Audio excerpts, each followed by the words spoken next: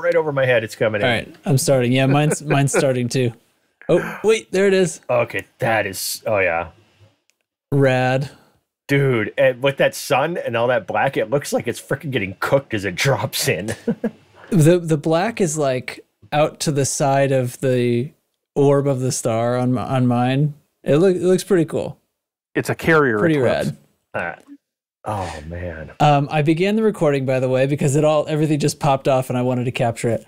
You son of a. So listeners at home, if you're not somebody who checks out the YouTube version, maybe go check out the YouTube version. You only need the first, minute or so to see what we're all marveling at. But anyway, that was nice. Welcome to the Loose Screws podcast. I'm Commander JN Trax, and it is the 3rd of April in 2023, and I don't care. 3309.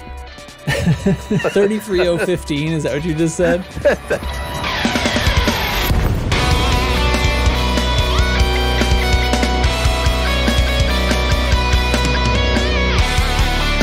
What he said. Good Lord. Oh man. Well, if Teflon's not here and I steal his shtick, I gotta make it my own. Jesus. Okay. The other thing I want to say right at the start is, I hope everyone understands the courtesy that we paid them by not interrupting our regular podcast recording schedule for our joke. We didn't bump any actual content. We just added more. Also, it was bonus. I hope bonus content. It's bonus, exactly. Also, I hope you appreciate that in a very strict sense of the word, it's not a joke, because we actually did review that episode of Golden Girls. And actually, there was one part of the episode, as I told my wife, I said, the funniest part of this for me is it's not even a joke. We actually did the thing we claimed to be doing. But then I admitted the only part I think that's a joke is that I claimed we were the number 2 in the world. And we found out we are. Except then the nerd comes back and he's like, well, actually, I just Googled and there's only one other Golden Girls podcast that I could find. So technically we are number 2 in the world. So even that wasn't a joke. So there. Let me just say this. What I just took from what you said is that we were very aware that we were giant bastards the last 2 years by doing an April Fool's episode on April Fool's. Hold on. I'm watching your carrier leave its old instance. Wait, who that's are you interesting. talking to? Yeah. You? Me? Yeah. Oh, it's been here since I started the recording. I know. That's awesome. So, time dilation superposition. and all that. Yeah. Yeah, I mean, technically, it's traveling faster than light, so it actually arrived before it left. Technically. Holy shit. Because physics. Dev. Good job, guys. Well played. Yeah, well played. Okay, so let's begin this thing. I am joined this week by Commander Chig. Hi. Commander Nurgle. Hi. Commander NL Hate. Greetings and salutations. You son of a bitch, you ruined I think Commander hi. Lieutenant Commander Data is going to turn up too. That was very efficient, guys. Great job. How's everybody doing tonight? Who wants to go first? Chig does. Wow. Chig wants to go first. Oh, man. How am I doing tonight? Or how have I been doing since we were okay? A few days there's ago. options. No. Yeah, that's just it. There's options. Since we did the Golden Girls episode a few days ago, since we did an episode last week when you weren't here, or since the last time you were here 2 weeks ago. I want to go with the middle one because that's what's traditional for this program. Program. Program. That's right. Traditionally, not our alternate programming. We start with what's happened in the last week. Let's see.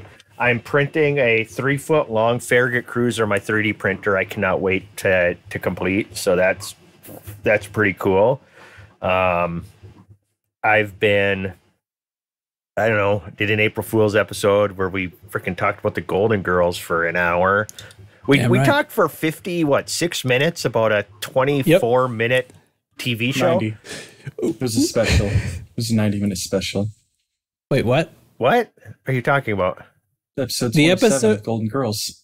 It was the episode we 56 reviewed minutes. was not an hour long. It was like 20-something minutes long. Was it? It's a standard length 22-minute episode. Yeah.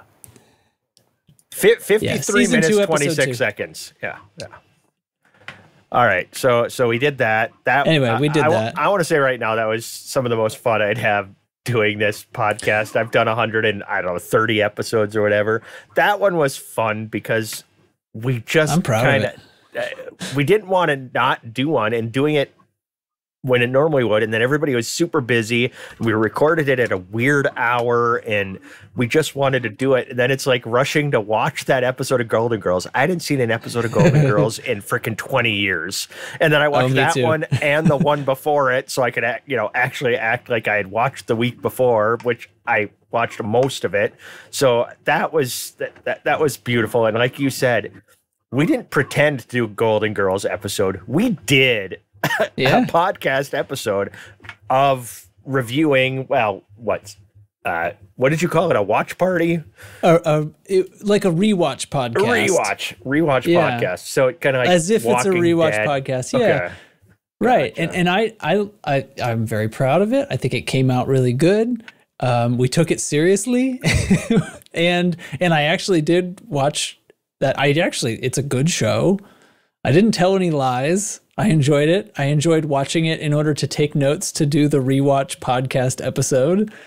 It was great. And I really enjoyed frickin' whatever the hell that is that Bard put together. I still don't know what the hell that was. Yeah, I mean, so the whole April Fool's thing came together like that afternoon. We were like, oh shoot, we should do this. We'd sort of talked, doing a Golden Girls review episode is this sort of running joke that we have here behind the scenes. We talk about, there's no news this week. Yeah. Like on slow news weeks or something where there hasn't been anything going on in game and stuff. Those are the weeks where somebody goes, well, let's just talk about the Golden Girls. Like, so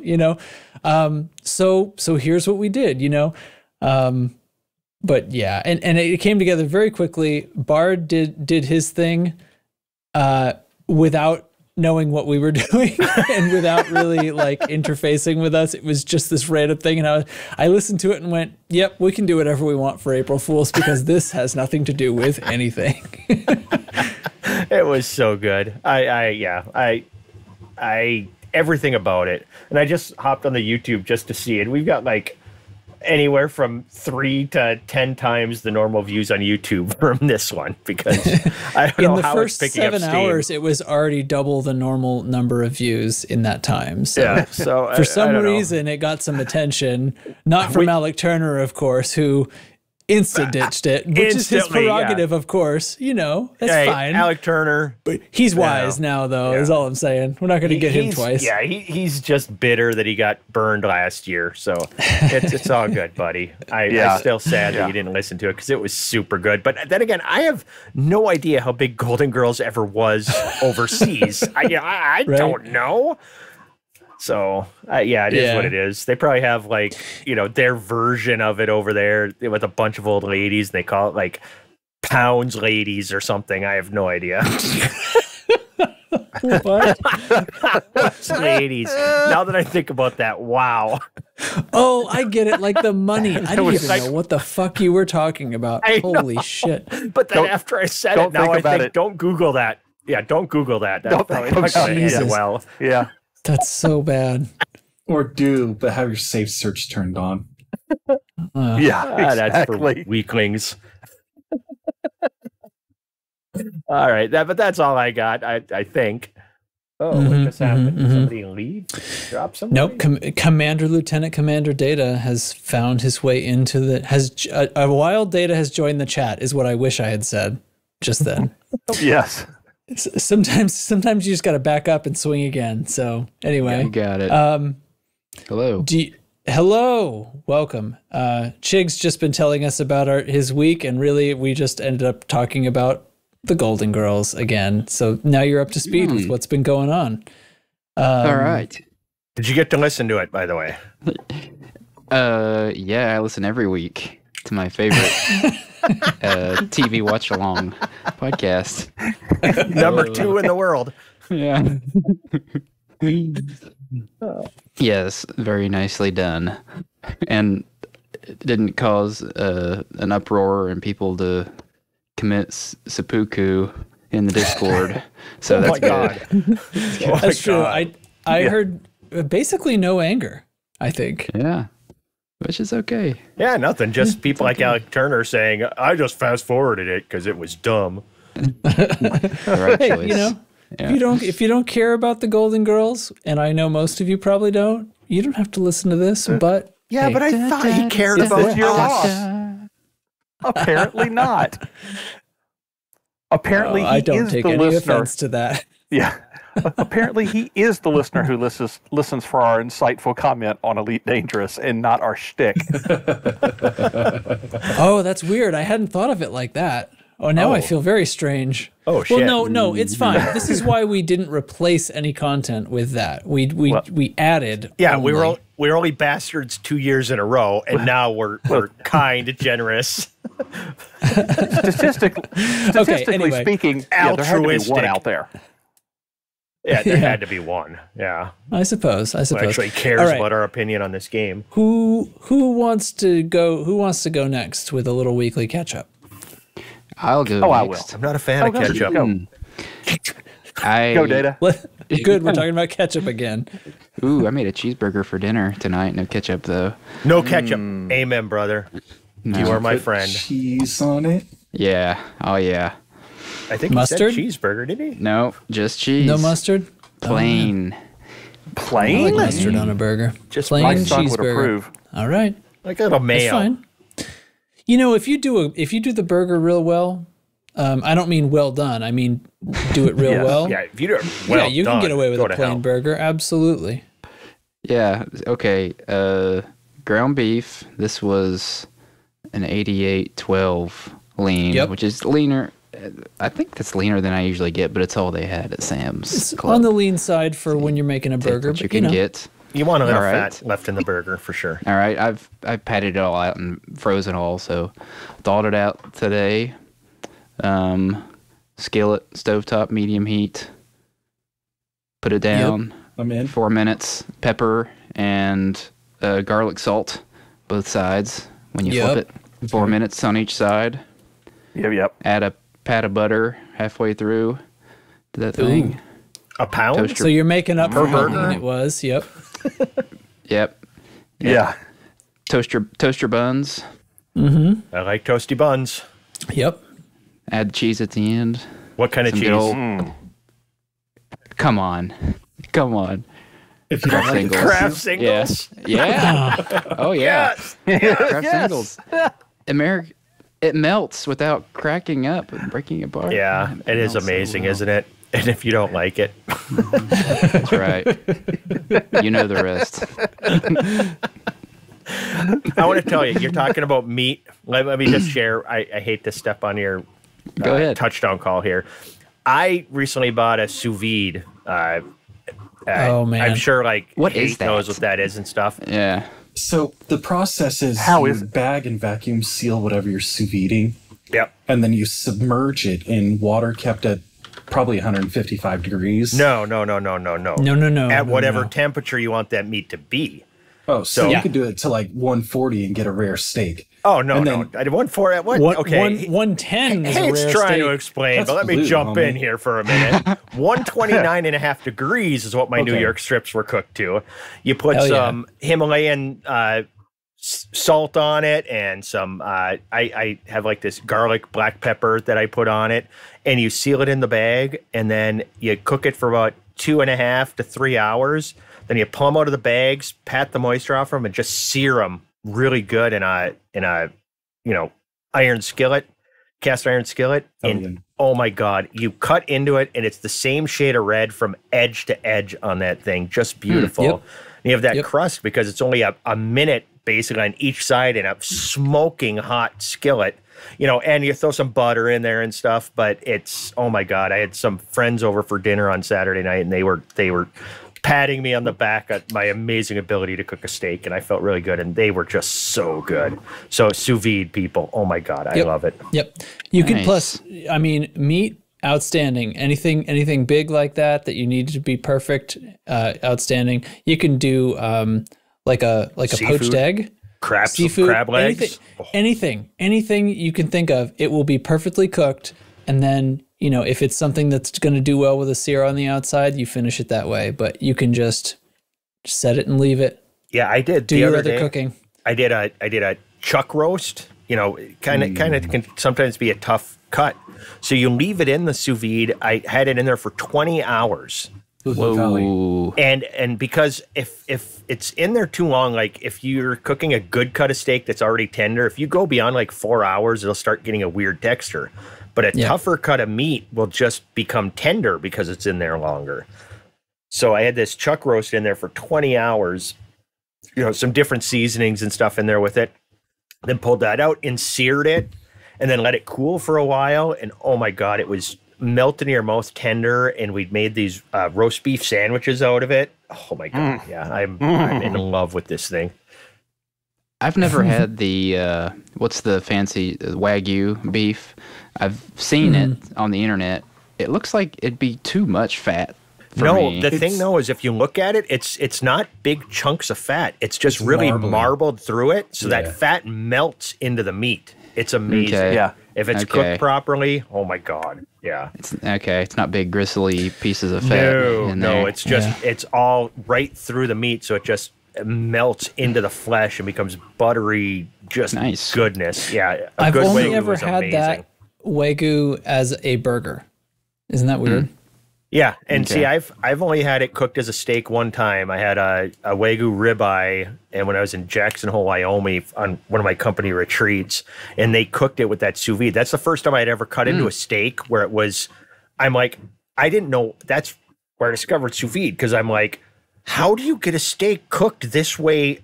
How do you make it like that? Yeah. This is what kind of witchcraft is this? And then that's how really good restaurants will do it, because they have to have that consistency. Exactly, because they could put, if they've got a big enough tub, they can put 50 steaks into the one thing and have them all sitting there like that, and they just pull them out one at a time as they need them seared. Whoa! He just suicided onto my carrier deck. We were playing a fun little acrobatic dance game in space, and then he boosted away and just obliterated his courier. Whoa. Okay, I'm sorry.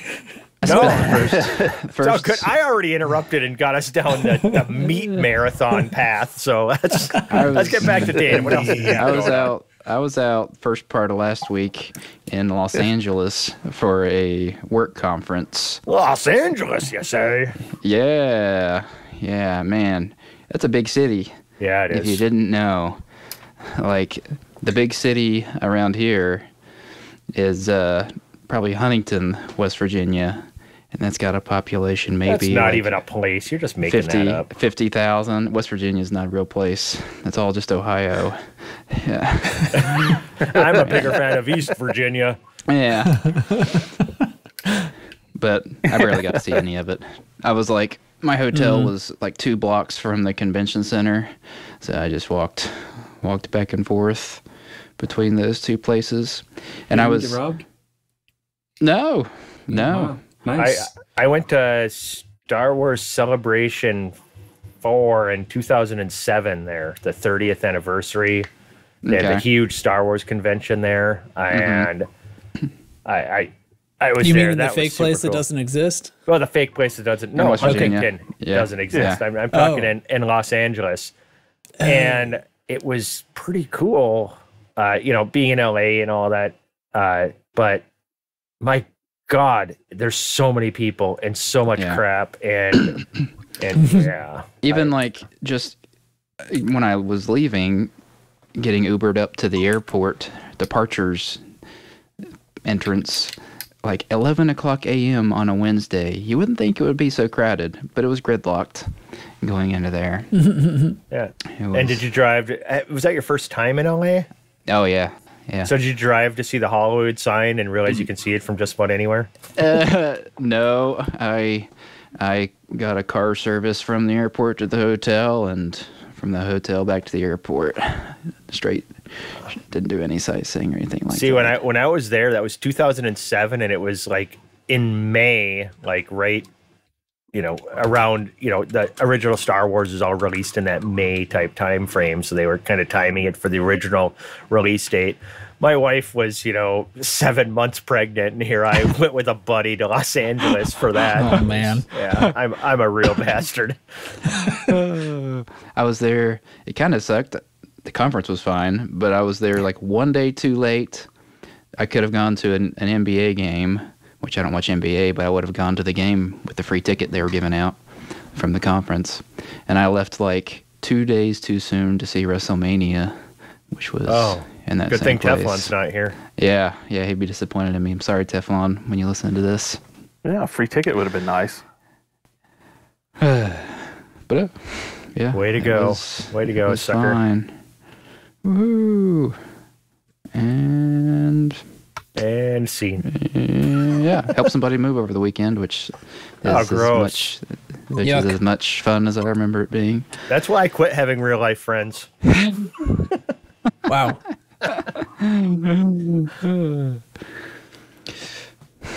That's my story. I played a couple of last thing. I played a couple of matches of Fortnite.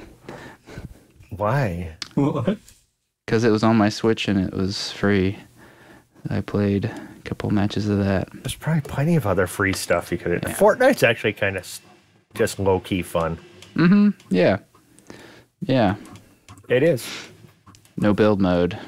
You're old. No. I disagree. Yes, I am.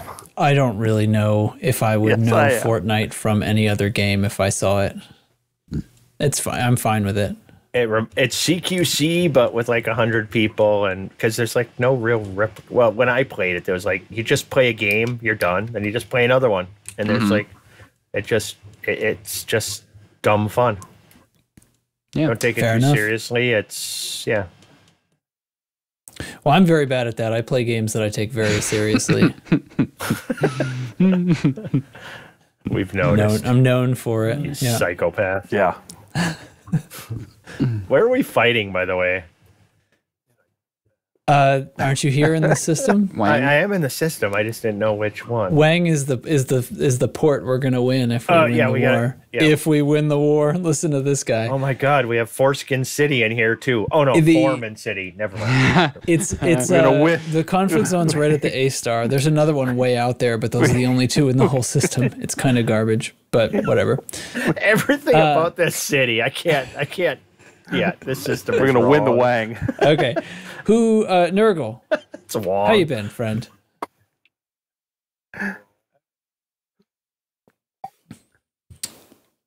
Nothing to see here. I am so upset that I was not able to make the Golden Girls rewatch episode because that was a hoot. I enjoyed listening to it. Y'all did a great job. We're gonna have to really up our game next year to top that because that was outstanding. Yeah, yikes. Yeah, I worry each time we do a good job of something like that. It's like, oh no. This is why I don't give good 1 second.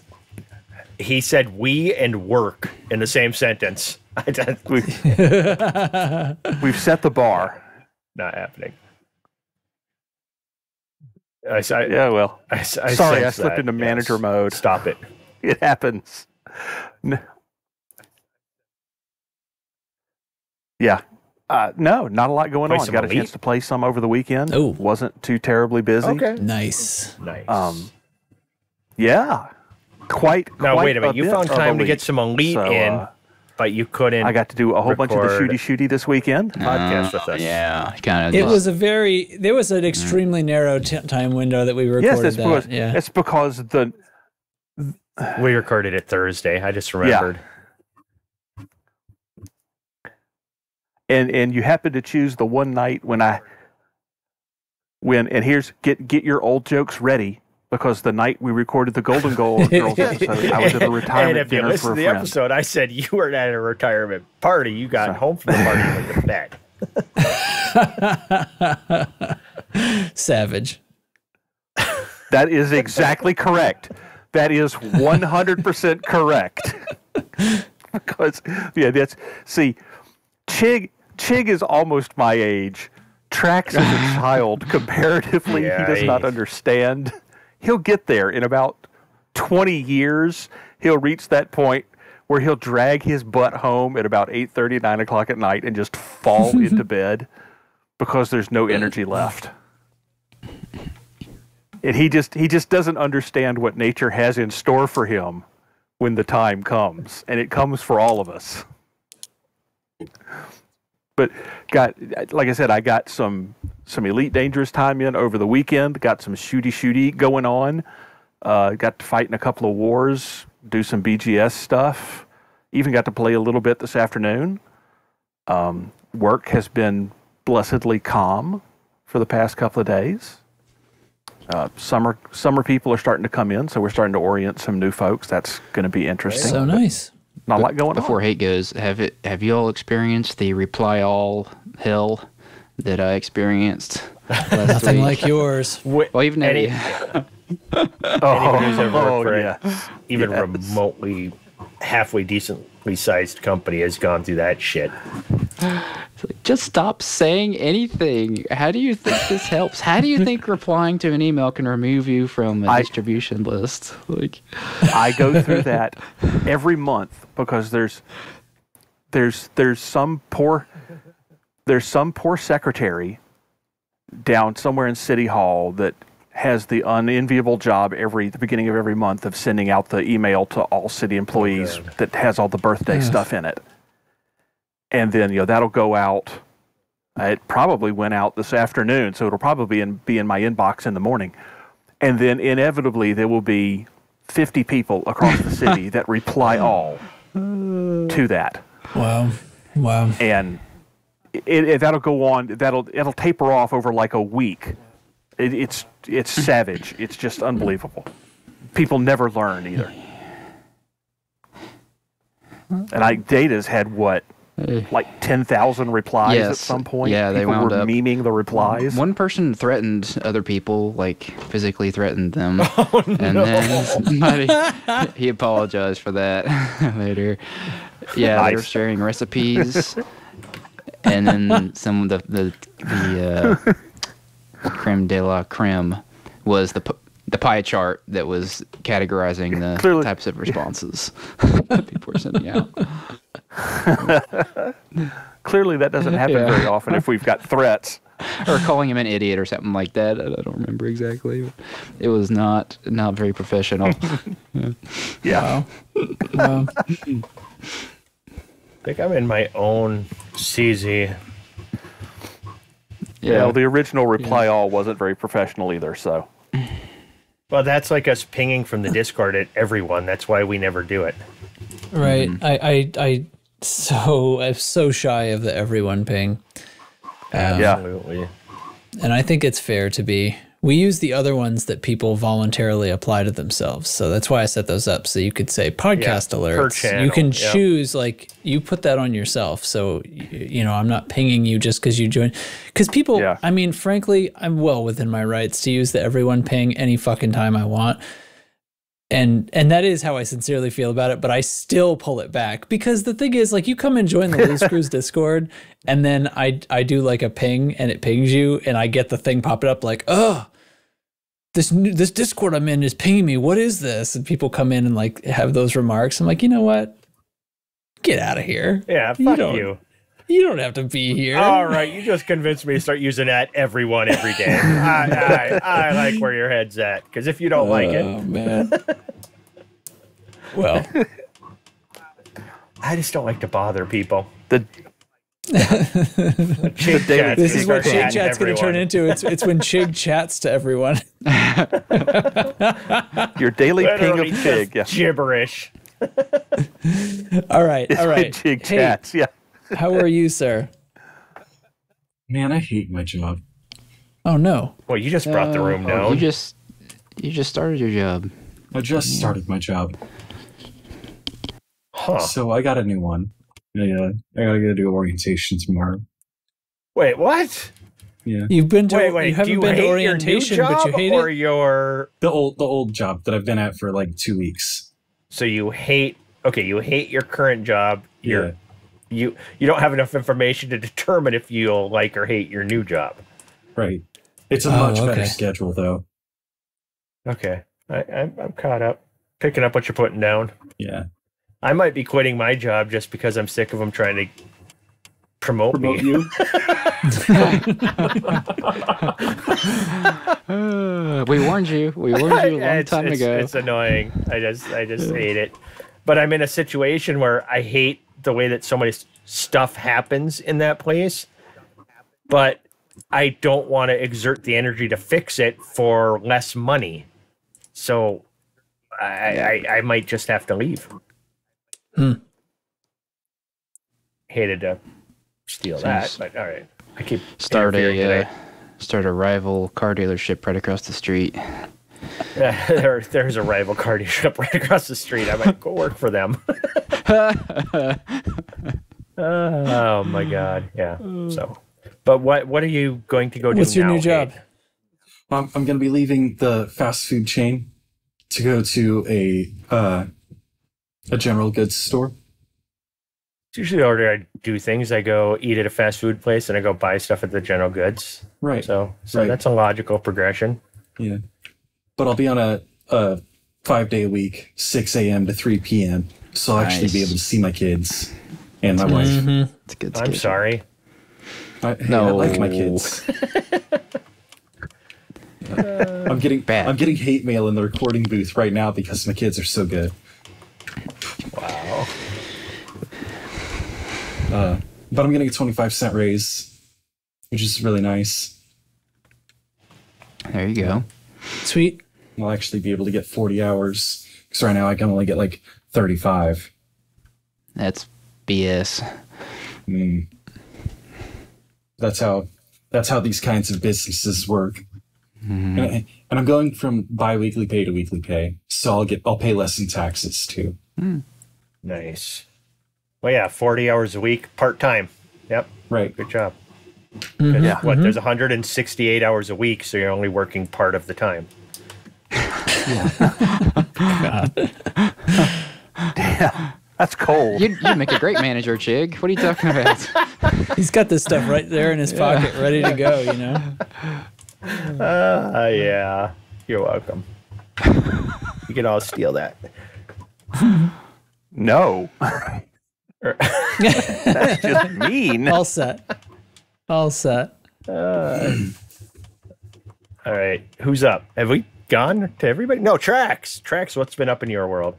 Well, let's see. So we did, I did play Elite on Tuesday. I did a stream. What? And we... Wait, I was there. I challenged the Thargoids. I decided, you know what? We're going to go back to Thargoid combat. We're not going to do any of this Orthrus stuff that I've been beating my head against a wall enough about that. I said, show me something tough, because everything about this Thargoid war so far has been about kind of entry-level, kind of beginner-ish Thargoid combat. Nothing new for the extreme among us. And there's a lot of good reasons for that. You know, they want to make it accessible they want to make it a big, big part of the game. Therefore, it needs to be accessible to a big, big part of the player base. I get it. It's fine. A little tough stuff around the edge would be nice. So anyway, we went looking for it. So I went to the control system. This is where things are supposed to be hard. There are no friendlies. There are no reinforcements. Although there were supposed to be conflict zones in the ones along the human Thargoid front. That's a lie. And we searched a lot, and we found no conflict zones in any control system. So if anybody's ever seen one, we would like you to tell us. But we eventually... What's that? Was it part of an update where they said they added some to... Yep. Yes. 14.02 in the patch notes, it says they added conflict zones and other scenarios to Thargoid controlled systems along the front, like along the border of Thargoid space and human space, because they needed to give us a better way to fight back, to score points, essentially.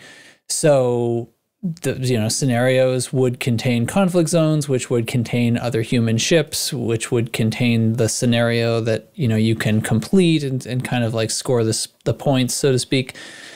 Anyway, we never found any of that. So we just found a system that had a a station, an orbital port pretty close to the star, and we just dropped in there and waited for stuff to attack us. And I said, Thargoids, show me what you got. And show Shig, me what did they what show you've us? got. Hydras. They showed us hydras. The very first thing that drops in was a hydra. And I was like, okay, I asked for it. And so what did we do? We killed it. We killed the hydra. But it takes a little bit, and we had at some point we had more than 4 players going on, and there was a moment where we accidentally split the instance by not dropping in correctly to each other, and a second hydra spawned. Yep. So then there was 2 hydras. That got pretty hairy. Well, and the one hydra kind of bugged out because it scouts. had 2 swarms. So we had 3 swarms, 2 hydras. Eventually, we killed the first hydra. The second one sort of spectacularly bugged out because I think it flew too far away. Oh, yeah, then we found it. Yeah. It came back, and it just stood there still while we killed it. It was fun. We got some good screenshots. Weird, yeah. We took screenshots of it. But then we fought some more. Some other random things came in, basilisk, a couple of cyclops, and then another hydra. Yep. So, and then we closed the night on that because by then hydras take a while. But it was sincerely difficult Thargoid combat. And we were a little bit out of practice from shooting actual Thargoids that shoot back. So it was the fact that our first real Thargoid combat in a little while was just fuck it, hydras, let's do it. Yeah, it was pretty hairy, and you have to go out of system to get any kind of repairs or anything. You know, you got to do things, repair yourself, carry your own limpets and stuff like that, back like in the old days. And I did see Trex die that night. Go watch his streams. Yes. He does not die very frequently. He did die that night. It was nice. I did continue to face tank a hydra when I probably shouldn't have, and it happens. I got blowed up. There were 2 swarms and a bunch of scouts at the time. It was hairy. But I did not. I did not play that exactly by the book. I should have pulled off sooner, and I did not, and I paid the price. So I came close. Many times to dying that night. I got lucky where I didn't end up dying, but man, it was close quite a few times. It was hairy, sketchy. It was. So that was later in the, obviously we did on Thursday we threw together the gag episode, and then I had. So here's the thing. So I'm over the COVID. My ear that was hearing the wrong pitch, I finally stopped hearing that at all 2 days ago. I'm thrilled, but it took so long to go away. I was really upset. So then I had a rock band, a metal band scheduled for a Sunday. I was going to go to them. I do this sometimes. I go to people because it's easier than bringing them to a studio sometimes. And we were going to do drums for 4 songs. So Saturday night, I'm getting ready to go through my studio gear and pack and go through my checklist. And the guy calls me, guitarist got COVID. No. So that's postponed another, we'll probably only have to postpone 3 weeks. But damn. And then this week, during the week, I had an audiobook narration scheduled. The narrator was flying in. She got COVID. Actually, her husband got COVID. She tests positive as well, although last time I talked to her, she wasn't sick yet. So that's canceled. Not going on any airplanes, not coming here. So everything continues to get turned upside down by COVID, even though it's not me anymore. And I wasn't with any of these people. They didn't get it from me. Got the COVID curse this year. Yeah, exactly. It's like whipping around. So, so what I do, I found myself with a Sunday where I had gotten a sitter to take care of my daughter because my wife had to work on her grad degree homework, and I had to be gone on a Sunday. So I had this all planned out, kids over at the grandparents' house, and I'm like, well, shit. So I finally went back and finished Black Mesa, which I bought ages ago. This is the Half-Life 1 remake that it's sort of a fan remake but it's absolutely insanely good. And anyway, I finished Black Mesa finally. If anybody is at all interested in Half-Life and that whole universe, Black Mesa. Playing Alex Half-Life and stuff? Is it any... I don't know. Is it immersive? Wait, what are you asking me? Well, with Black Mesa and stuff and Half-Life Alex, because the way that Half-Life Alex is... Well, Alex being VR is kind of totally different. I mean, each Half-Life game is pretty totally different. Does it pull you in a little bit more? Because I hadn't played Half-Life in forever. So when I played Half-Life Alex, some of the significance of some of the things that happened in that game, I think just went over my head. Well, I think Half-Life Alex has a lot more to do with Half-Life 2. Half-Life is almost rather disconnected from the rest of the plot. I mean, the Vortigaunts are part of it, but the story is super different. The Vortigaunts are enslaved in this story, and it's like super weird. The things that happen and the monster you fight at the end is ridiculous. And I don't know. I mean, it's worth not spoiling. But it's completely different than the thing with the Combine and taking over Earth and stuff like that. Okay. Like the Combine are not part of Half-Life 1. That's like something that happens after. Mm-hmm. And then Gordon Freeman gets sort of reintroduced to the thing. He's been who knows where, in another dimension or something, in the G-Man's pocket waiting for Half-Life 2 to happen. the events of the first game get the Combine's attention. Right. And they come in and in between games. Yeah. In between games. And Alex also happens technically before the events of Half-Life 2. But it's in that universe. It's after the Combine have taken over Earth. So anyway, it's spectacular. Basically what they do is I didn't realize I was going to talk about this long, but Half-Life 1 was like the original Quake engine. It's really primitive, but it was genre defining at the time. This storytelling without the character having dialogue, storytelling through these triggered events as you go through a first-person puzzle shooter. And it's a spectacular game on its own, but the Black Mesa is a remake in the Source engine, in the Half-Life 2 engine, but it's like been so long that the Source engine is much more advanced now. They've been able to do effects that are so much more advanced than what the Half-Life 2 had. And there's a lot of it that's very true to the original game, but there's places where they've embellished and made it a lot better. I think it's absolutely, like, you don't need to play actual Half-Life. You can just play this. It's better in every possible way. The ending sequence when you go to the other dimension and is way expanded. Like it ends up being like almost a third of the game compared to this tiny little thing at the end that was in the original. And the environments and everything is just it's frightening and interesting and moody, and just outstanding game. They deserve so much accolades for it. I think I picked it up on sale for like $5. It's ridiculous and moody.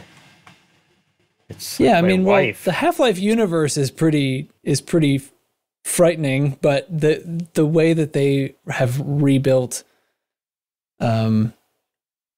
Zen and anyway, it's great. Okay, so what is it? How long have we been fucking recording and we're not like 43 minutes? Oh my god, you guys, this is not an April Fool's joke. We should do an episode. We had a lot of stuff going on this week. We did, and I can't believe I talked for that long. It was a holiday week, so makes sense. Yeah. Okay. Anyway, let's get to some true content. It's time for Squadron Update, which is why I've been in the system that I'm in right now, and I'm trying to find the sound, and it's probably in the S's. Here we go. Incoming priority message. Squadron briefing. All right, we're gonna take these in reverse order because we're gonna save what Trax is doing for last. So we have just a couple of slightly, I know we're going to talk about it for a while too. We have a couple of slightly overheating systems. There's nothing major. The details for all of that are in the standing orders post. We are currently expanding out of Maikoro, and we're trying to kind of steer where that's going to go.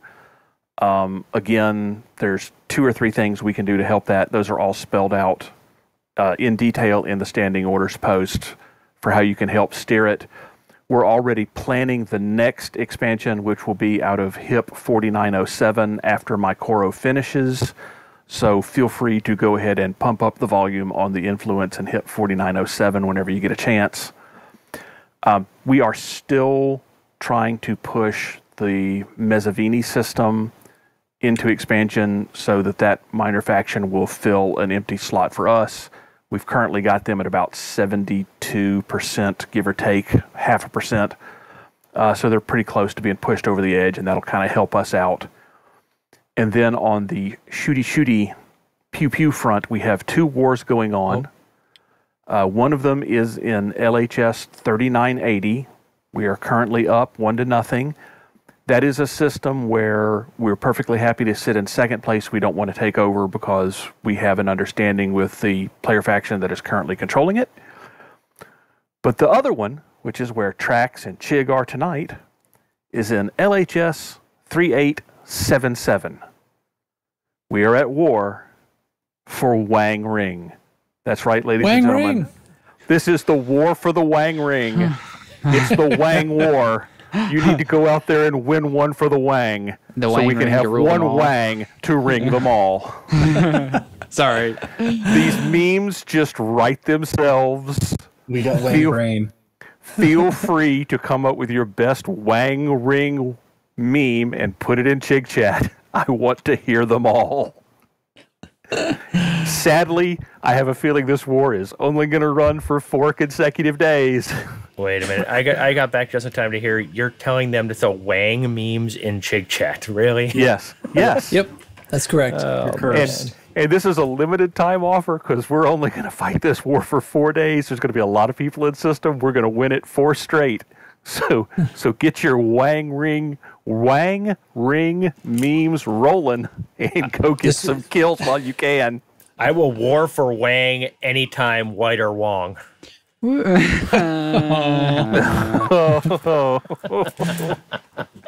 I am waiting for the Wang Ring cock ring jokes to flood in. There are some people in this squad. The Wang rings. Don't ask for flooding of Wang rings. I know there are some people in this group that have excellent Photoshop skills. I am waiting. Oh, no. I am waiting. Because again, these memes just write themselves. I just Lord. Can't believe the others. There's other stuff in this system that is kind of open for interpretation too. Oh, I'm not in system anymore. Damn it. Some of the other names. Didn't you say there was another system? There was another station that I just City moved it. What was it? Foreman. You mean Foreskin City? Yeah. Foreskin City. Yeah. Yeah. It's not going to be good. We're in for a fun 4 days, boys. Willie Port. Yeah, Willie Port. Somebody at FDM. Wait, is Willie Port? Are you serious? Williamsport. Oh, okay. This can't be an accident. Yeah, we're going to twist every one of these. This cannot be the Stellar Forge. This has got to be somebody's joke. Chopra Chemical Installation. That one went over my head. Sarbilia's Spa. Okay, all right. I think we've expended that fuel, right? Yeah, we need to run from that one. Okay. Ejaculate port. Wait, what? Oh no! All right. So this sounds like a great time to play the. What do you guys want first? Do you guys want the Bard news report or the exploration report? We're really going Wang into Bard. Yes, do them in order. Into Bard. Right. We're gonna Wang Chung into Bard. All right, here we go. On the Bard, the Tin Hattie Express!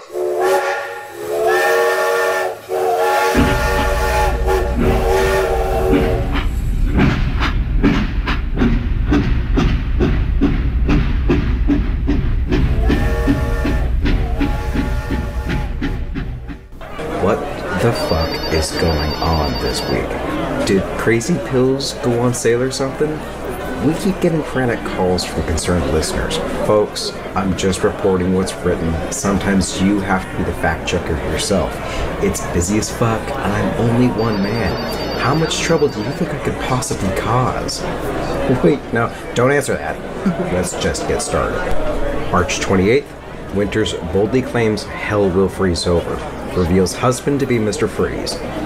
March 29th, Jade Sanderlin of Vox Galactica takes matters into her own hands, uses microphone cord as garrote wire on Fargoid interceptors. March 30th, Xiao Jin-ai believes Salvation survived. March 31st, Kane Massey Mining Corporation suffers a hostile takeover, and on April 1st, Pranav Antal is discovered to be aiding Salvation. Look, I promise, just because this is being recorded on April 1st doesn't guarantee any of these headlines are false. I don't know where anyone is getting these crazy ideas from. Anyways, that's all the news this week. Have fun out there. Okay, so some of that was fake, right? He's blurring the lines. Okay, all right. That's what I figured. Well, a phone cord as a garrote on interceptors, I'm pretty sure isn't. No, But it would be awesome. Oh my god. Oh, this system has to be a joke. Whoa. There's Aerosmith Engineering Facility. Okay. I think Chopra Merkel was- Chemical. Oh.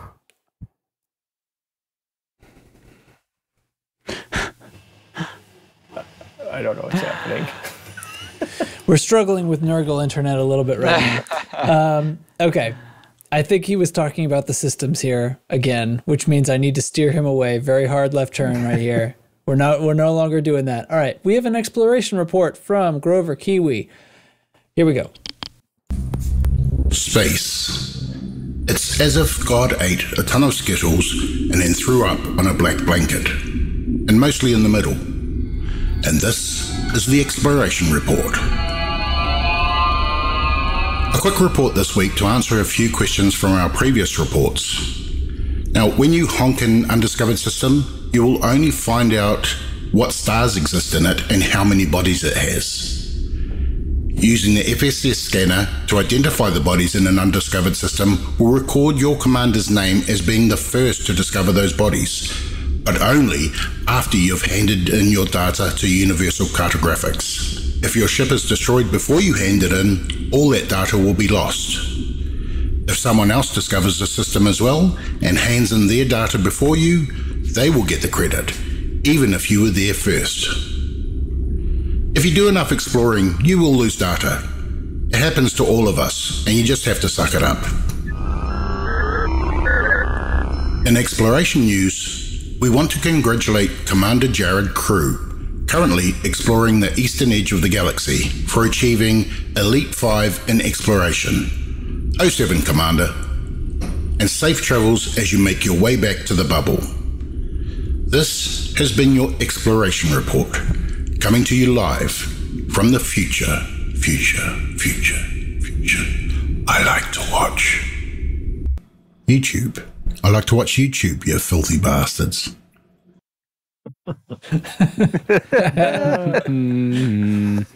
Nicely done, Grover. Nicely done. Well played. Very, very good. All right. So, yes, I was planning on actually doing this podcast while fighting in a war, but it's always so damn distracting, and this thrilling conversation really requires my full attention. So instead of just drifting around my carrier, but it seems that the war has already begun because I saw Borked Bits drop in here for a refuel and repair, refuel and reload. I'm sure he didn't need a repair, and then zip right back out. So if anybody wants to head out there, feel free. Development news. There's some stuff going on. We can fit some actual elite in here. So we have a development news sound care of Teflon, don't we? Yes. Somebody push that button for me. All right, I'm working on it. Somebody ahead of me. I got it. No, I don't. It disappeared. Obviously, the environment down here is all salt. The ceiling's salt, the floor is salt, the walls are salt, and to an extent, the air is salt. And you breathe that in, and you can constantly taste the salt. I don't love that so much. It's so funny. I don't know what that's from. It's funny because it's true. Yeah. What is it from? Does anybody know? I don't know. Not a clue. And Teflon's not here to answer for himself. So it was a documentary about salt mining. Wait, what? The salt does to engines. Seriously? Yeah. He found a freaking random soundbite about actual salt mining. Yeah. Okay, Yep. Hats off, man. Yep. Yeah, you win. A+. A+. It's worth all the soundboard annoyance, frankly. Yeah. It is annoyance. Keep in mind, Teflon, it is annoyance. Oh, he knows. Telling him that is only going to increase the frequency with which he pushes buttons. It encourages him. Yep. Okay, so here's what's up. Here's what's up in Elite. I'm going to tell you the answers to the question that I just hypothetically posed to you. Okay, what's going on here? I just want to say he turned his shields off. Just real quick, I left system because I got a courier mission to go meet an admiral to get some data, then to bring somewhere else. This admiral shows up in a fucking eagle. I just want to blow him up. I mean, that's just bad security, my friend. Do it, Agent of Chaos. Do eat. Oh my god! Right, Failure mission. Thought I'd mention that. Dev news. So last week, some people who were playing Legacy game noticed that there appeared to be a CG for handing in AX combat bonds, and it was like, is this a bug? What's going on? I thought nothing was supposed to happen in Legacy. But Paul Crowther has confirmed on the forum. He said, "Hi folks, the CG on Legacy are intentional. They are repeated CGs that allow Legacy users access to CG content and earn achievements." So maybe this 250 week duration or some crazy shit. Yeah, it's like it might never end. I don't know. It seems to have an extremely long duration. We can't see what it is because I mean, I guess I could log into Legacy to see, but anyway, yeah. But that's the story. So there's something happening in Legacy, even though it was promised that there wouldn't be, and that's real. So, comments, questions, concerns. I'm gonna pull the dubs here. I don't give a shit what happens in Legacy. Yeah, well, I thought it was sort of interesting because it's not supposed to be anything happening there, and they put something in. So, all right, there you go. All right, yeah, all right. Legacy players are people too. I'll be the anti-dubs. Hey, technically, they're human. Technically, so yeah. So, all right. Next up, the console copy portal is now open. Today is the 3rd of April. That is the date that it opened, and it came back. I think this was in the news last week, but just to reiterate, because it is now open, it came back and it is fully featured. The worry or presumption was going to be that it would not be as fully featured as it once was. However, it is exactly the same as it once was. I heard there's a couple things that aren't in there, like bookmarks and some exactly other stuff. what wasn't in there before. It is the same. Now. Okay, yeah. I thought it's your carrier, your squadron. I mean, things like Squadron and Friends that aren't the same across platforms. Your carrier can't come. You still need to spend your arcs away first because your cosmetics will come, but your arcs won't, etc., etc. So yeah, but anyway, it's fully featured and it is here indefinitely. And they have said that they will, if they have to turn it off for some reason, they'll let you know with plenty of time. I'll add that they said that about letting us know with plenty of time last time, and they let us know without enough time to decommission carriers. So it was foolish for anyone to not have copied themselves right away when this opened the first time. If you are one of those foolish people who did not copy and you need to copy, do so now. If you wait, you are foolish, and I have no sympathy for you. There is no downside. It does not do anything to restrict your current commander.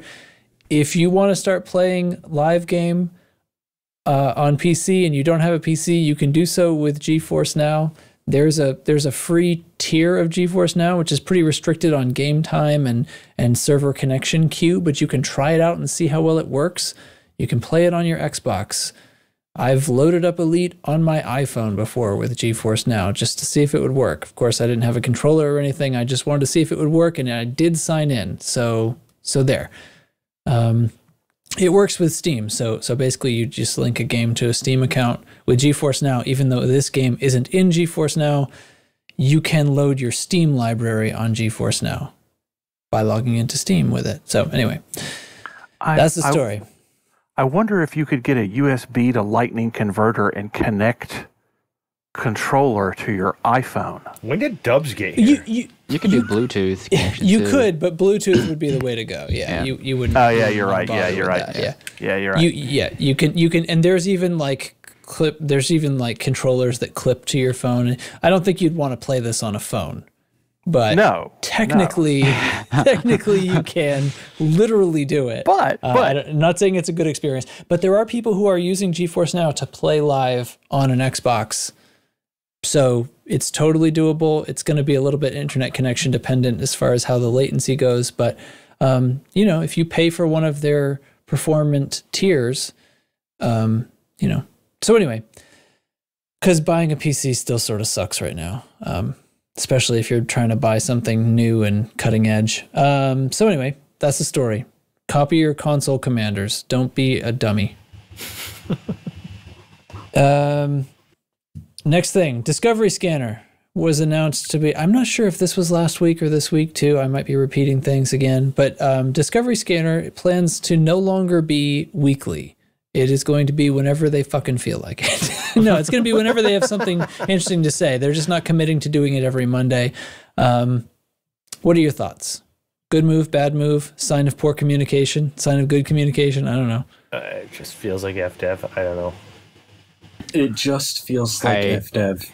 Yeah, put on a show when there's something to talk about.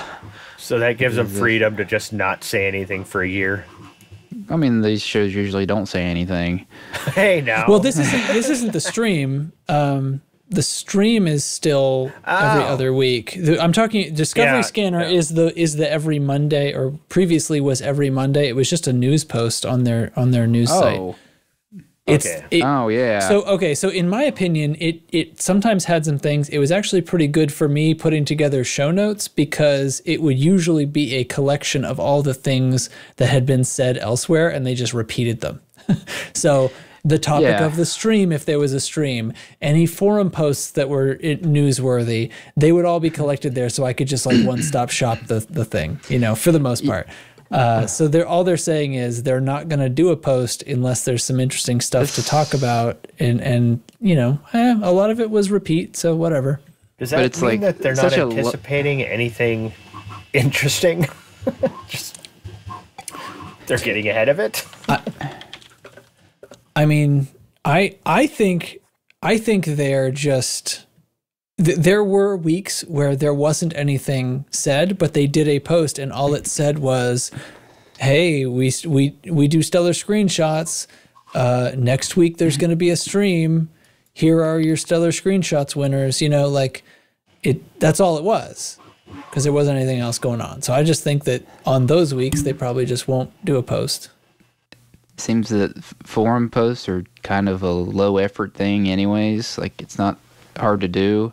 I would go to every other week or as needed on the live streams with all the production work that goes into those. If they're trying to save resources, don't do those every week instead. Oh, well, they're every other week on live streams. They have been for a while. Yeah, every other week. Don't do them every other week even.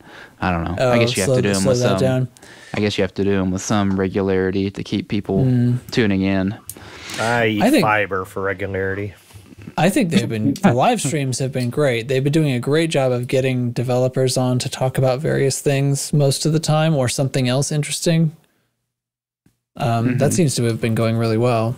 I agree. Communication from them and stuff that they're doing is ahead of where they have been in the past, but they still do shit like this whole, update 15 and hint at 16 and then not knowing, I don't know. It just leaves everybody guessing the whole, not saying anything about what is coming up. Yeah. And then real.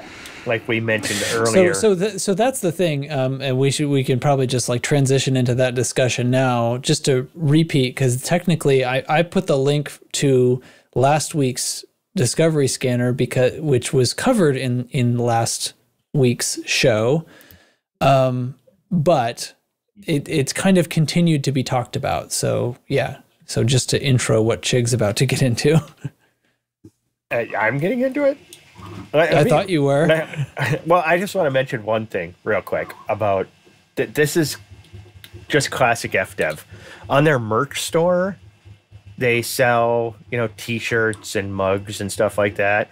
And apparently a lot of the mugs and T-shirts are only shipped to the U.S.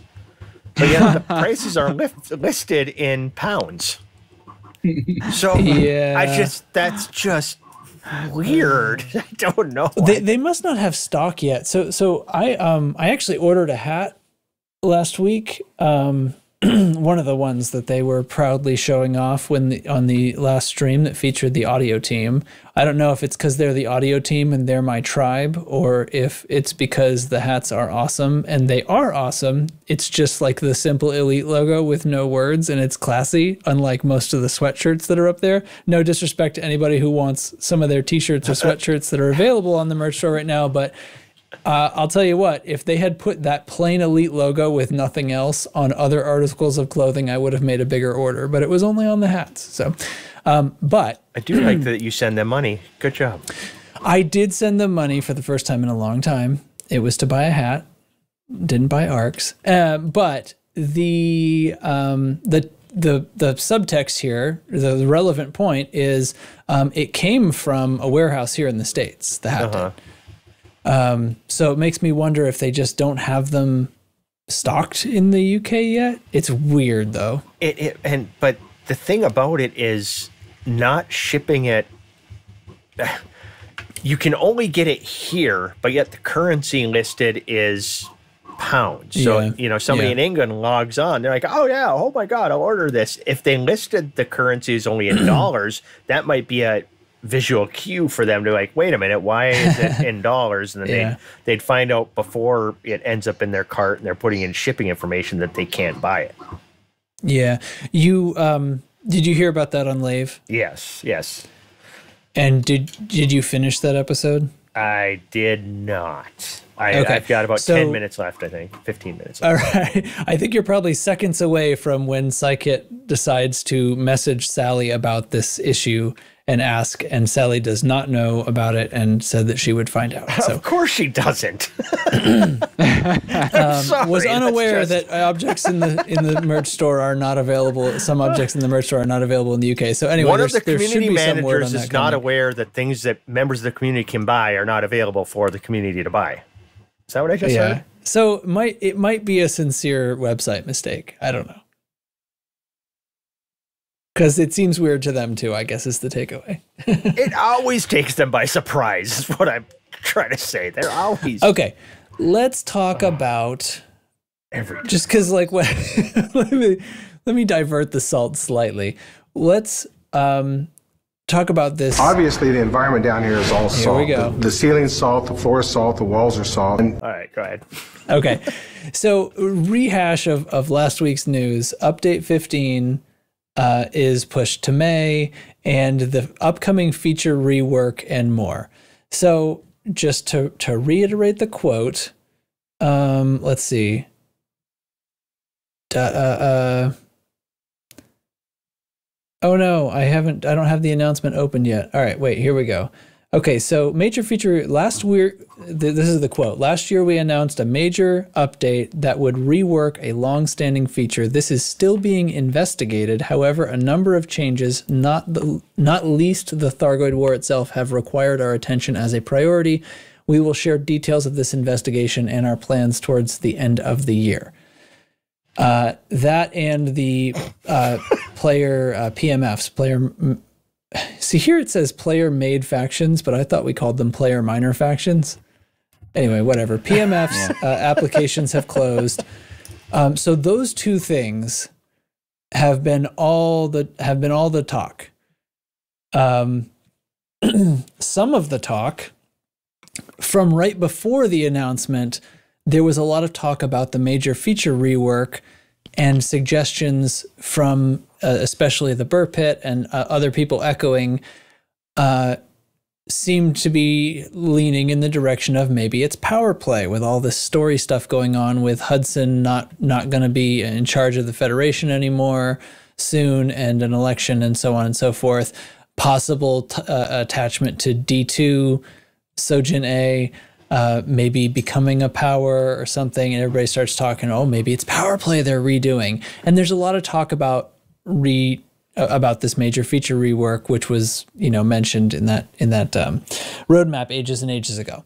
Then, after all this talk happens, then they make this announcement that says, by the way, that major feature rework we announced a long time ago, yeah, that's backburnered, and we will tell you more about it by the end of 2023.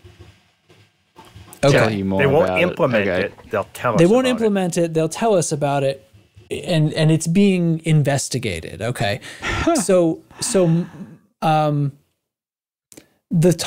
the talk has, I guess, continued, like whether it's going to be power play or something like that, and the talk also seems to be like, when is it going to happen, guys? Not this year. Not 2023. 2023, the end of 2023 is when they're going to tell us where their investigations have led. It's not when they're going to release a major feature. We've just been told that it's not happening in this calendar year. That is absolutely what that means. I recommend you just pretend like it doesn't exist, because it doesn't. Well, I mean, think about it. Am I wrong though? Do you guys can you guys interpret that any other way than it's not happening this year? No, to me it comes off as, well, we either got to figure out what we're going to do or hope they forget about it, and if we push it out a year, we're fine. They don't know. It feels solid, and I'd say like I was listening and agreeing with the Burr Pit that it sort of seemed like it was going to be power play. But those comments were made by the Burr Pit, that prediction or whatever you want to call it, before this announcement. That was, so basically we've got a community chit-chatting amongst ourselves about, gee, I wonder when that feature rework comes, what feature it's going to be. Hey, maybe it's power play because of this story stuff. And then the way I see it is, then we have FDev sitting in their offices going, oh, geez, everybody's talking about that feature rework thing that we totally backburnered. We've got to say something. Okay, we'll tell them that we're putting it off, and we'll tell them more, but sometime by the end of 2023, we'll tell them something about it by then. Yeah. It's been backburnered. It doesn't have anything to do with the story that's going on right now, because that's happening now. It's not happening. But I mean, I don't know if it's never happening, but that's my interpretation. I just don't understand people thinking that this means something different than it's not happening this year. But that release they did talking about that was such typical FDev, just, I don't know, verbal diarrhea. It just, there's so many things that you read into it. This word could mean this could, and so once again, you can just start guessing at everything, and that leaves me with the way that they say things at times. I don't even know what a major feature is. I mean, there's a major feature rework coming in. Right. That, as far as I know, that could be Super Cruise is going to be shortened. I just don't know. I mean, is power play a major feature of this game? Is that like the original list of things that were being put in this game? Those are major features, or could it be something as simple as piracy is a feature of this game you could do, and they're going to rework that? I don't know. So I'm just, and for me, it's on the back burner where I honestly was willing to just completely forget that they ever said it, because I just don't think it's something that's going to happen. Yeah. Yeah. I guess I'm just saying that, like, it doesn't, citing the Burr Pit's video as being like, yeah, but look here, the Burr Pit thinks this. The Burr Pit thought that before they announced that it wasn't going to happen in 2023. Mm-hmm. It doesn't mean their insight was wrong or misplaced. It means that FDev noticed them and other people talking about it and said, oh shit, we should wave them off. Yep. We should wave them off. Yeah. You're going the wrong way. Yeah. F-Zero. So So anyway, so that's waved off. I mean, I don't know what a major feature is either. It could be something on the likes of power play. Engineering, I would consider to be a major feature. Yeah. So would on-foot combat. Yeah. So would the entire on-foot gameplay mechanic. So I think would Odyssey in its entirety. Odyssey in its entirety could be a major feature, and in many ways, I think needs a rework. Outfitting, the way we do outfitting, they could finally do loadouts and stuff for us. That would be a major feature rework. I just don't know. What would you guys? Now we're just gonna have fun. What would be your dream and major feature to rework? I don't know. Oh boy! Do you hear the pain in the voices of my cast members as I suggest that? Hey, you go. Okay, so I want it to be a multi-step thing where they start with the mission boards, and instead of having just missions, do quests and chain missions that Odyssey doesn't have anymore. That's like start with a donation mission, get a delivery mission, end with an assassination. Or get a massacre mission, and then do a donation mission, and then get an assassination mission. So or just get an mission assassination chains. mission. Well, right. And then have prompts like they used to, where the text window will give you an option to just change what the parameters of the mission are. If you're hauling 8 tons of doodads to X location, maybe if you have to make a 2-leg jump, you can't jump directly there. Maybe in the middle, someone will say, "Hey, I'll buy that off of you for more than it's worth." But we still kind of have that, don't we? Where you're asked to switch sides and stuff when you've got certain massacre missions and stuff. Assassinations, they'll sometimes try to buy you off and have you assassinate the other guy instead. It's super uncommon. But imagine if that changed a chain of missions. And then, moving up from that, better defined faction states. Tell me about all that. The PMFs. Yeah, elaborate. Cold War is a faction state that I haven't seen anywhere in the galaxy. That's a faction state? Years. Cold War? Yes, Cold War is a faction state. I didn't know that. I didn't know that either. Wow. Exactly.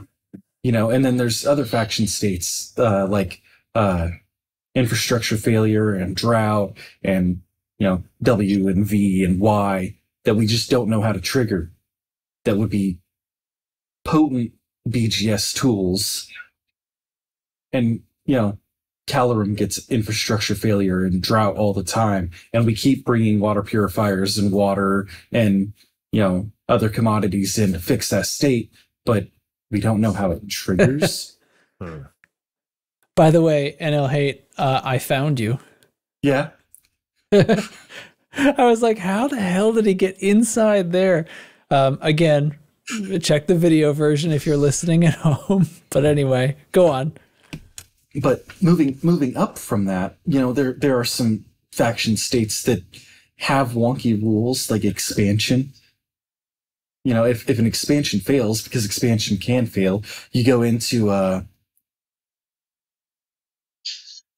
that faction state that we never get because we never have an expansion fail. It'll misfire, but it won't just not go anywhere. Sometimes, especially on the Colonia Highway and all the way out in Colonia, when a faction gets to expand, sometimes there's nowhere viable. So they go into a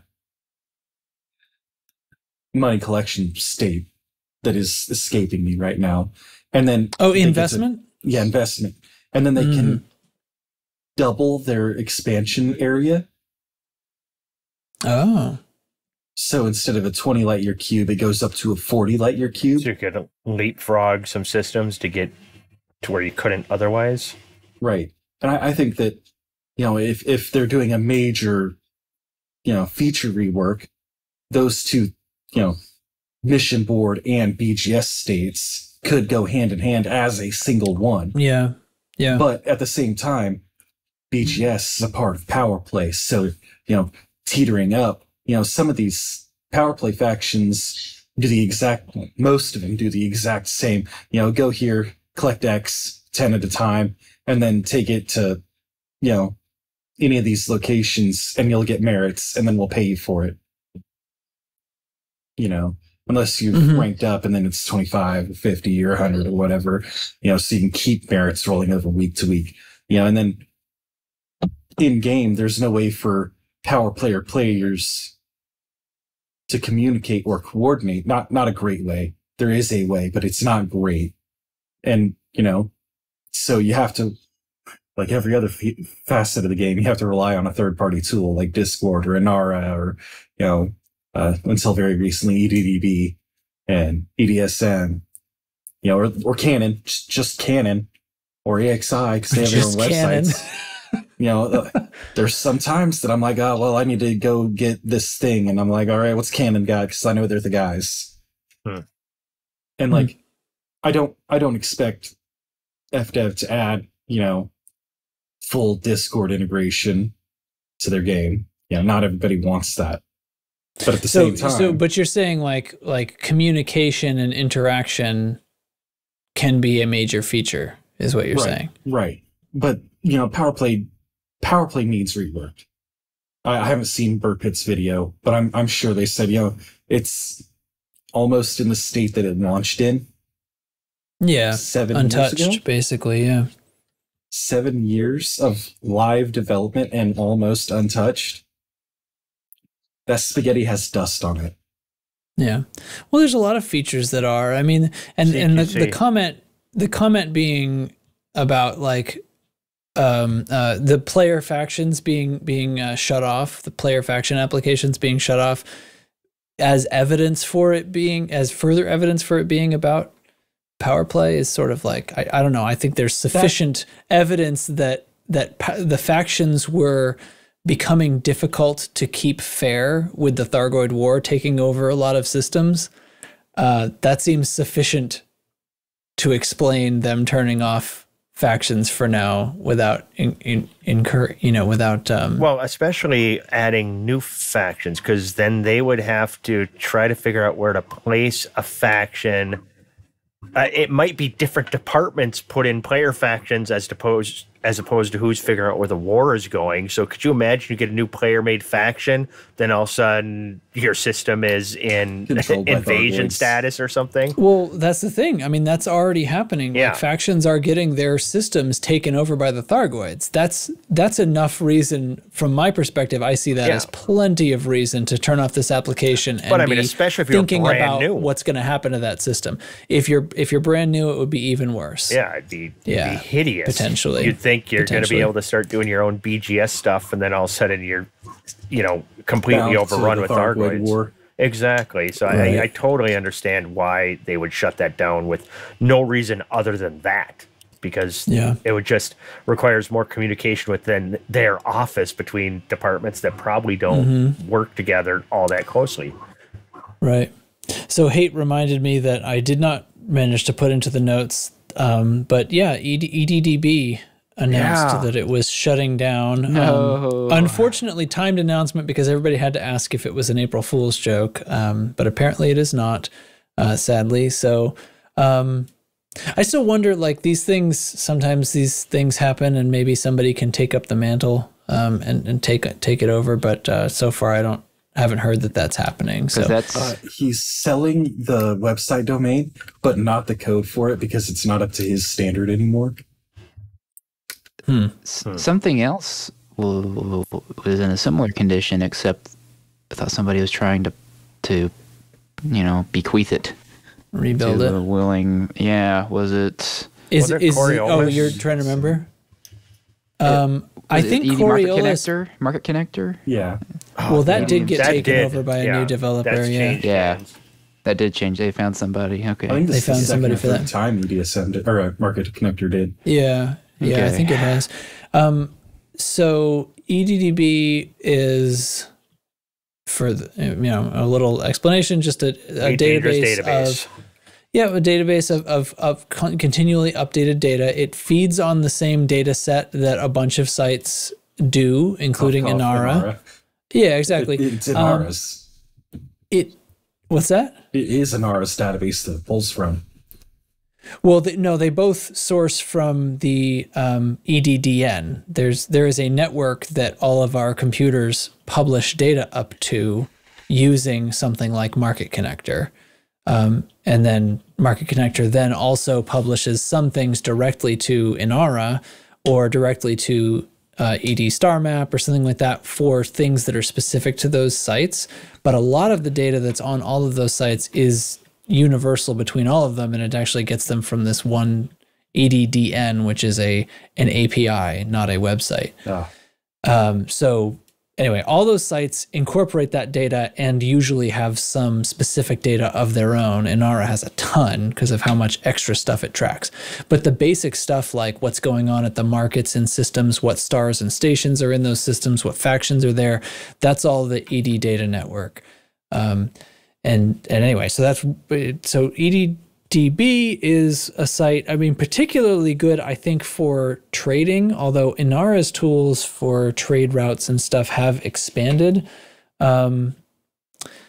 But I'm not sure.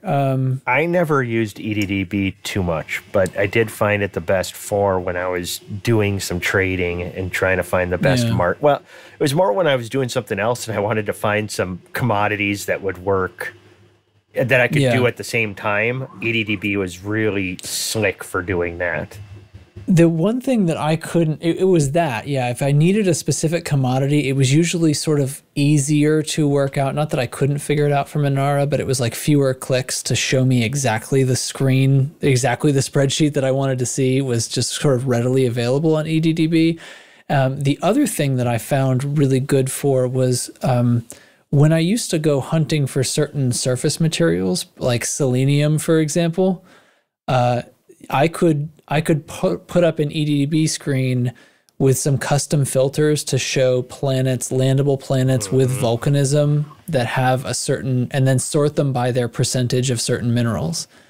And so I would find planets that had like greater than 4% selenium and volcanism, and that would mean that I'll find good places to hunt for selenium, which doesn't have a crystal forest.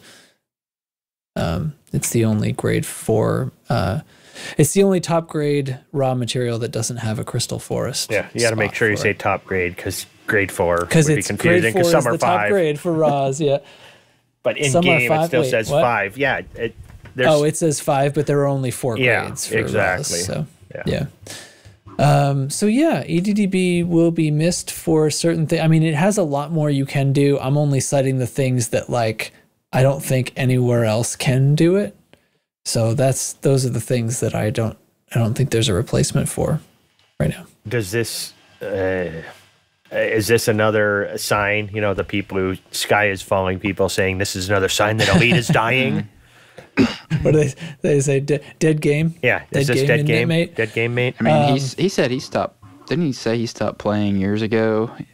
Yeah. He stopped playing years ago. I think the same thing. You mentioned Coriolis. I mean, Coriolis is way out of date. It doesn't have. I mean, there are modules from well over a year ago that never got added to Coriolis. Yep. I liked that as a shipbuilder. I've forced myself to get used to ED Shipyard because it is up to date. And somebody went poking around asking questions in a Discord of some kind. And I think the word was, Coriolis is not really getting developed. I think they ran into some problem with a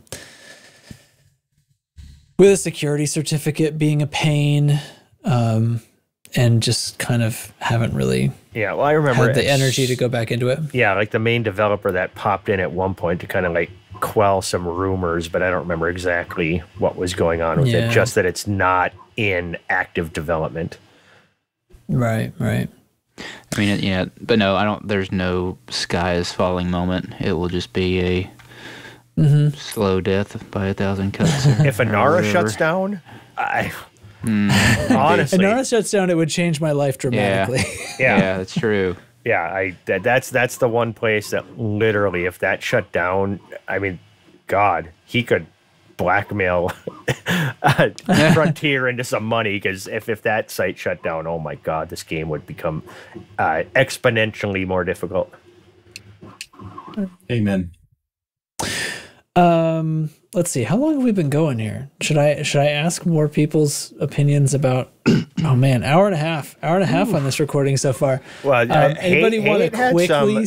It had some enthusiasm with the ideas he had and stuff. He did, and he had a whole chain of things too, which is interesting. His interpretation. I mean, what do you think? Are you just pie in the sky, or do you feel like there's any realism to it being that extensive? that wouldn't just be a key feature rework. That would be, you know, a chain of updates. It would be beyond Horizon's beyond level, you know, tier of the game. I don't think Frontier or Tencent or anybody there are invested enough in the game to put, you know, that much actual labor into it. I want them to.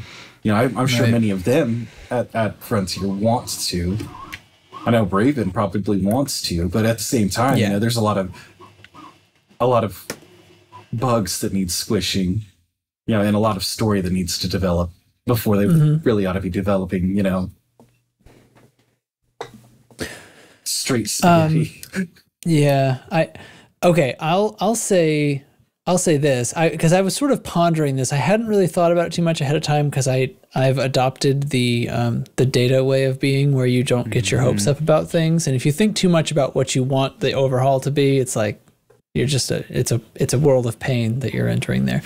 So, but pondering this just a little bit, I realized that I can think of a lot of things that I would want like a major update to. Like, I'm a big fan of engineering being the feature overhaul, because I think there's a lot of ways that it could be improved. But the more I think about it, it's like they would all be really, all the things that I would want to change about engineering would be really small penny stuff. Subtle. Yeah. And you know, it's not worth calling it a major feature overhaul. So then I started thinking, you know, what would probably, what could be considered a major feature, what would take a lot to overhaul, but what would have a really big impact on everything in the game would be, I don't know how to put it, but like the multiplayerness of things. Like the way this game seems to, it's not just that we can only have 4 people in a team. It's that a lot of stuff kind of starts to misbehave in situations where you have more than 4 people. Like even at POIs, when we were playing last week and we couldn't find a conflict zone, those, I don't know, seem to work better most of the time as far as people dropping into the same instance even when they're not teamed up. But we were just at a port letting Thargoids attack us, and we had to continually keep rotating wing members to bring people in when they just went to go reload in another system. Because they were getting split instances, and it's like you're fighting Thargoids, so we end up, you know, 20 or 30 clicks from the station sometimes. That's enough for the game to just shunt somebody into another instance, even if they had previously just been playing with them. Then they drop back into Super Cruise. We pretty much had to have a wing when we dropped in, or we weren't going to get the right thing. And it wasn't even like we were like 10, 12, 14 players. There were like 6, 7, 8 of us there. And so pumping up those numbers, doing something to the way the game organizes itself so that it tries to put people together instead of trying to put us apart, which is how it felt. It felt like it was really trying to put us in separate instances. And I wonder, you know, I think that's likely because of the way the code is very peer-to-peer and stuff. I think it behaves, it's going to perform the best. It's like the things that we note and seem to be CPU bound. Those processes are all around when you have a lot of commanders and NPCs that are having to, their AI is having to make choices because of those commanders. It goes up exponentially, the load on the like 2 CPU threads that's allowed to run on. And I wonder if that whole thing is kind of why we don't have larger wings, because it's just problematic. Well, think about it for a minute. You know where I'm going to go with this. CQC, you have that because that's the time that you can get, larger groups kind of together, up to 8 people. And it's been How often does that actually work? It's been a fucking mess forever. Yeah, when we have a group and we've got 8 people and we try to do a team deathmatch and it's shoving us into 2 separate 2v2 matches instead of 1 4v4, or we've got like 5 of us end up in one match, 3 in the other when we're doing a full, free for all. It's kind of wacky, and that might be a big source of the problem of this game is the fact that it gets so fucking confused when it's trying to network us, multiple players together. Because I never had, like, my first year playing this game, I played like solo. You know, I was always solo, and I'd see on the forums or listen to Lave Radio or something, people complaining about all the problems in this game. And I'm like, I never see any of these problems. This game runs perfectly good. Right. Then all of a sudden, once I became an open player all the time and I started playing with friends and stuff all the time, is when all of these problems, I see them all the time. I mean, all the time. And by problems, you mean bugs. You don't mean bugs. Yes, bugs. The bugs don't occur when I'm in solo. When I'm playing by myself, I just don't have the same bugs. But then again, I haven't played solo in fucking forever, so I don't know. Maybe some of these problems do occur. I just didn't notice them because I didn't play the game enough. But I never saw these problems. There's a lot more. Yeah, there's a lot more bugginess and crashiness that happens around multi. And you can understand it's complex. Like, I get it. Yeah. But so that's what I'm thinking now. Like, as many like things I can think of that would be, oh, this is a quality of life update that I would love, or I would love if this got changed, or, you know, whatever it is, whether it's engineering, power play is dull and could be enhanced in these ways. Like, every aspect of the game, mission boards, something about the, you know, chain missions, all of this stuff, everything becomes better if the major feature overhaul is networking. Now the game wants us to be in groups of 8 or 12 and is going to put as many people as it can into instances instead of separating them and making us force it with wings. Thargoid Mothership shows up. You can only fight it if you got 12 or 16 commanders, kind of thing. Could not exist right now, I don't think. Right. Exactly. So, I don't know. It is what it is. Quick shout out to Jared Crew for hitting Elite 5 in Exploration. And a shout out to Nurgle for fixing a circular saw, I guess. And literally changing a blade in a circular saw. Go watch the fat electrician talk about the 1.5 billion pounds of cheese. Did you watch that video that Survivor 1129 posted in Chick Chat? Go watch that. It will blow your fucking mind. It's not just the fact that there's that much cheese, just the chain of events from how that came to be and where things are now, and government waste, you know, that is occurring to this day.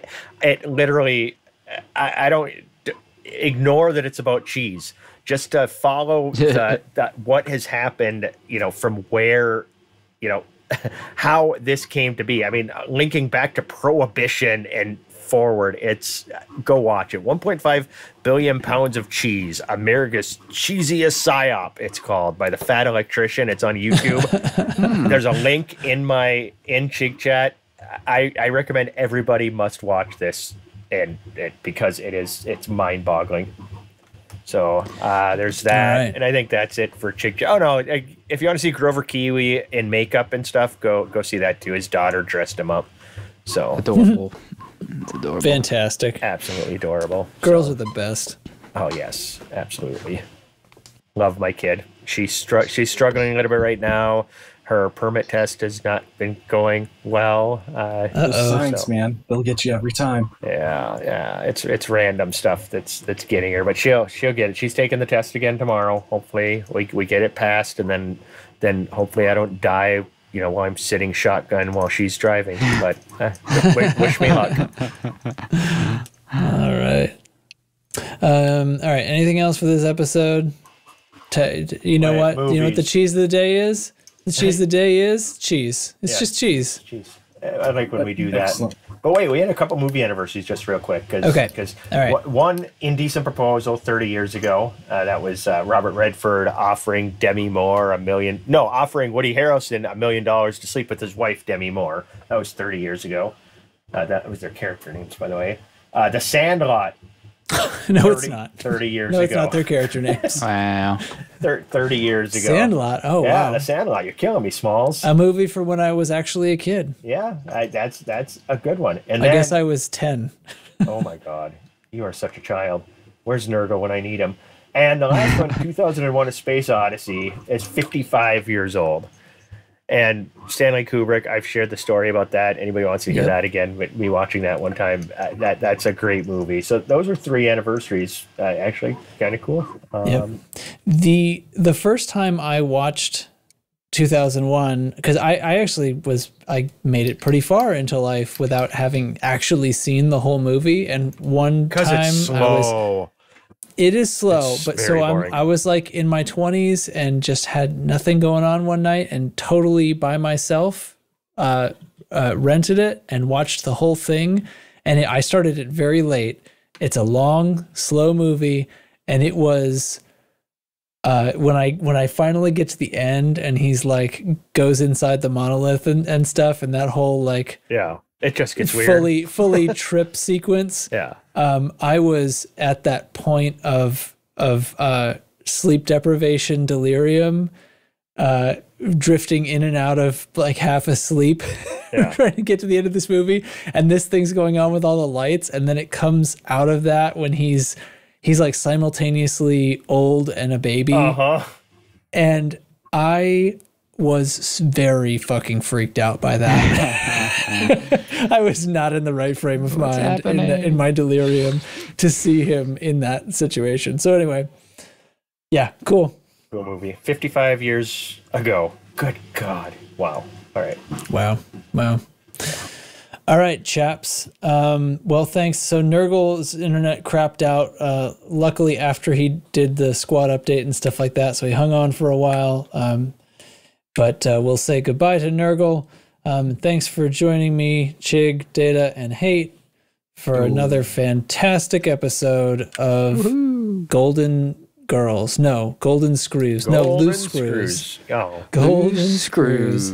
Loose Girls. No, loose. Shit. Hey. Trying desperately to not say that. You're trying to get Delbs to come back. Yay. All right, everybody. Thanks for listening. As always, like and rate the show and stuff like that. And support us on Patreon if you can and want to. It helps us do our recordings and do some other fancy stuff. By the way, we keep talking about we're going to finally we have a little bit of money saved up from the Patreon, and it's time to do something. I think we want to do some kind of an event, get together. Probably not buying Chig a cake.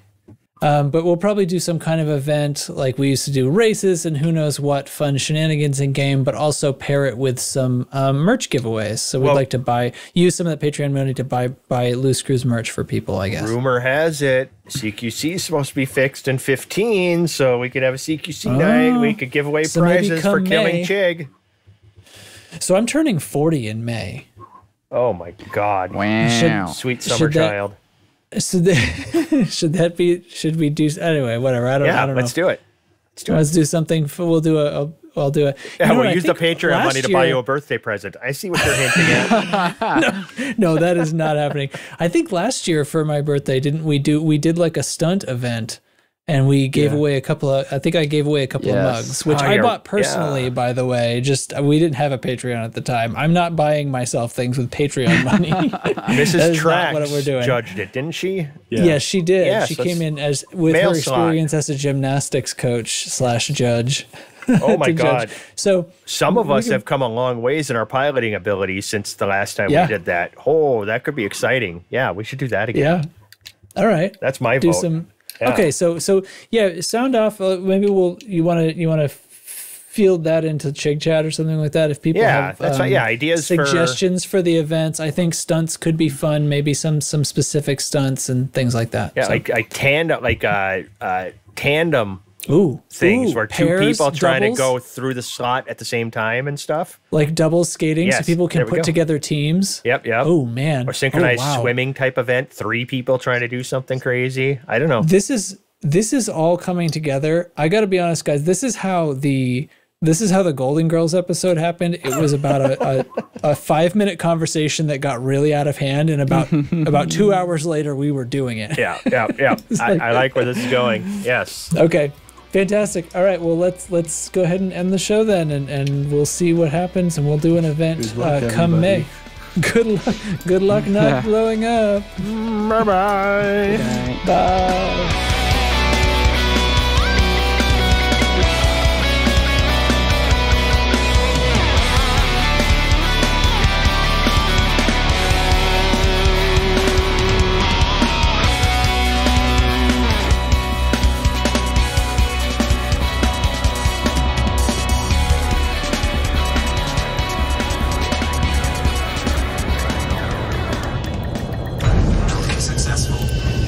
Processing.